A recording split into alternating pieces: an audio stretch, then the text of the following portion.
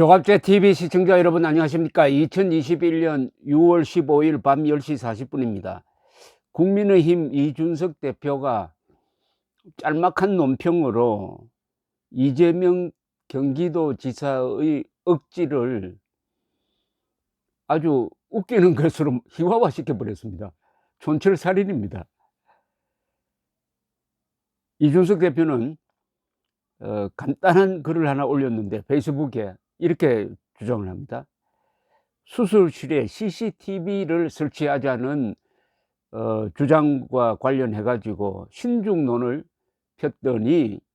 폈더니 이재명 경기도지사가 그것은 엘리트 기득권을 대변하는 것이다 라고 비판한 데 대해서 이렇게 이야기했습니다.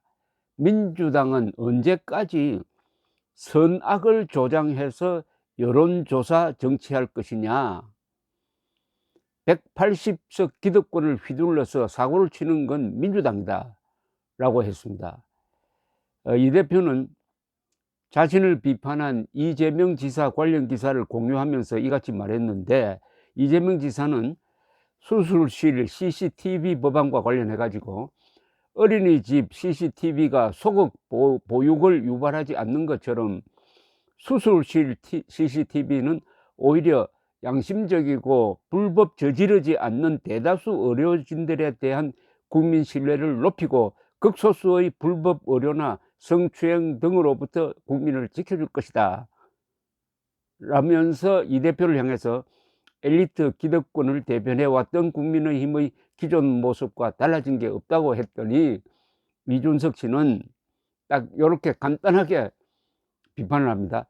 테러 방지법에 반대한 민주당에게 그러면 테러를 옹호하는 거냐라고 말하는 것이 바보 같은 공격인 것처럼 수술실 CCTV 문제에 신중하자는 입장, 즉 이준석 대표 측의 입장입니다. 입장에 불법 의료나 성추행을 묵인하자는 거냐라고 받아친다면 이것은 정치의 희화화다, 정치를 웃기는 것으로 만든다 이 말이죠. 그러면서 이 대표는 민식이법이 조금 더 신중하게 입법되었으면 하는 국민이 많다 라고 딱 덧붙였습니다. 민식이법은 뭐냐면 어린이 보호구역에서 예컨대 교통사고를 냈을 경우에, 그리고 만 12세 미만 어린이를 죽게 할 경우에 무기징역 또는 3년 이상의 징역에 처하는 내용의 이 법이 과잉처벌이라는 비판을 받고 있는 상황을 지적한 거죠. 그러면서 이 대표는 기득권은 180석을 가진 쪽이다, 그 기득권을 휘둘러 가지고 부동산부터 다 사고친 쪽은 민주당이다 라고 했습니다. 요 짤막한 글이지만 여기에는 이재명 지사를 완전히 발가벗기는 논리가 들어 있습니다. 이재명 지사는 완전히 억지고 이건 선동인데, 이준석 대표는 그 선동을 아주 점잖게 아주 무력화시키는데 그 논리가 아주 비상합니다. 하나하나 따져보면은 이 이재명과 이준석의 지성의 차이를 너무나 잘 알 수가 있습니다. 이준석 씨가 주로 하는 이야기는 이 세상 만사를 선악으로 가른다는 겁니다. 이거는 CCTV, 수술실에 CCTV를 설치할 거냐 안 할 거냐는 선악이 아니거든요. CCTV를 설치해야 된다는 주장은 뭐 의료사고를 막기 위해서, 또는 거기서 성추행 같은 아주 특이한, 아주 가능성이 아주 요것밖에 안 되는 걸 막기 위해서 CCTV를 설치해 놓으면은 사생활이 어떻게 됩니까? 환자의 사생활과 의사의 사생활이 다 노출되는 것 아닙니까? 그럼 목욕탕에도 CCTV를 설치를 해야 되고, 목욕탕에서 사고가 나면은 화장실에서 공중 화장실에 CCTV를 설치해야 된다는 이야기인데, 아니면 이러다가는 각 가정마다 다 CCTV를 설치를 해가지고 국가기관이 살펴야 된다는 이야기 아닙니까? 이렇게 되면 조지 오웰의 1984가 되는 거죠. 1984, 빅브라더가 이 텔레비전을 통해서 각 집마다 이렇게 감시하고 있는 그런 체제를 만들겠다는 것 아닙니까? 그러니까 CCTV를 설치하는 데 대해서 신중론을 펴는 것은 너무나 당연한데 신중론을 펴는 것을 악으로 몬다 이겁니다. 악으로 몰면 안 되죠. 이게 효율성이 있느냐 없느냐 요런 실용적으로 따져야지. 아니 반대하면 나쁜 사람이라고 하면 어떻게 됩니까? 생각이 다른 것을 나쁘다고 몰고 가는 게 이게 전체주의입니다. 이재명 씨는 자기하고 생각이 다르다고 갑자기 엘리트의 기득권 대변이다. 이게 욕 아닙니까?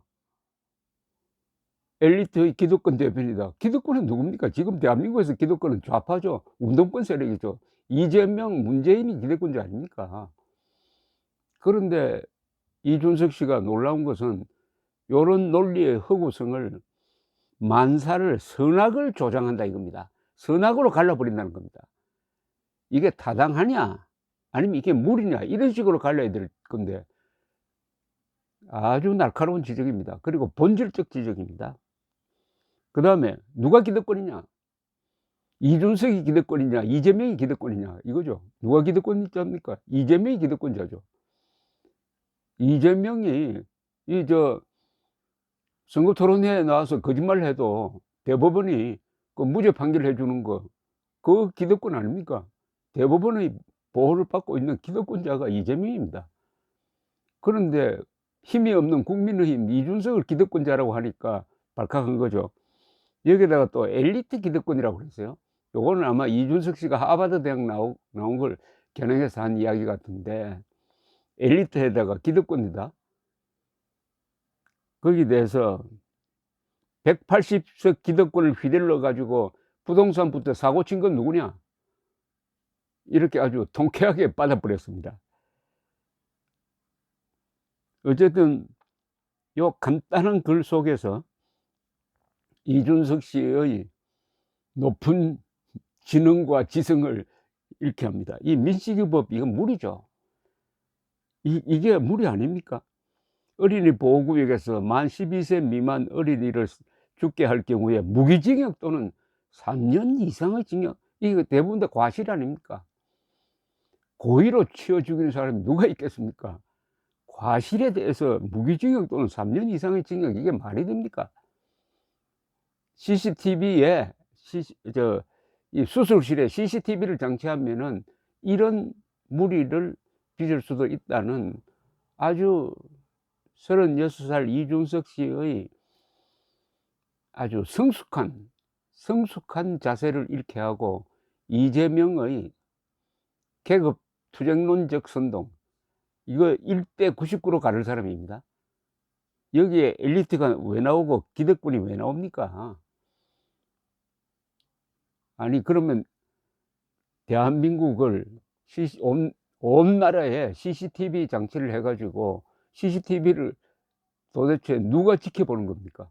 정권 잡은 사람이 지켜보고 정권 잡은 사람이 그 내용을 들여다보는 거 아닙니까? 안 그래도 지금 코로나 사태로 해 가지고 사생활이 이렇게 노출되어도 우리 국민들이 그 개인의 자유에 대해서 한국 사람들이 좀 무딥니다.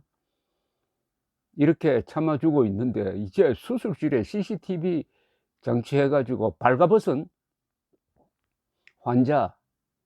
환자의 속까지 들여다보겠다 이거 아닙니까?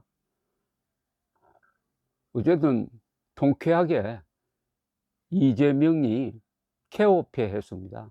촌철살인은 이런 겁니다. 감사합니다.